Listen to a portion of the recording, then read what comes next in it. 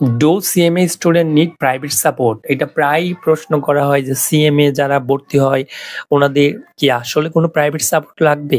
এক্ষেত্রে দেখা যায় কেউ প্রাইভেট সাপোর্ট নেয়, আবার কেউ প্রাইভেট পড়ায়। আমার এক্সপেরিয়েন্স বা আমি যেটা বলতে চাই, অবশ্যই আপনি প্রাইভেট পড়বেন না। কেন পড়বেন না? কারণ আপনি যখন একটা বই নিয়ে বারবার সময় দিবেন, একটা সময় দেখা যায় আপনি সবসময়ই ভালো করে শিখতে পারবেন। ধরেন আপনি কারো কাছ থেকে প্রাইভেট অথবা কোচিং করতেছেন। উনি হয়তো ১৫ টা বা ২০ টা ক্লাস করবে। ২০ টা ক্লাস হয়তো ২০ ঘন্টা বা ২৫ ঘন্টা। কিন্তু এটা দিয়ে আপনার সিলেবাসটা কোথায় প্রশ্ন হইতে পারে বা কোন জায়গায় ফোকাস করতে পারে এগুলো হয়তো আপনি জানতে পারবেন। কিন্তু আপনার পূর্ণাঙ্গ প্রস্তুতি কখনোই হবে না।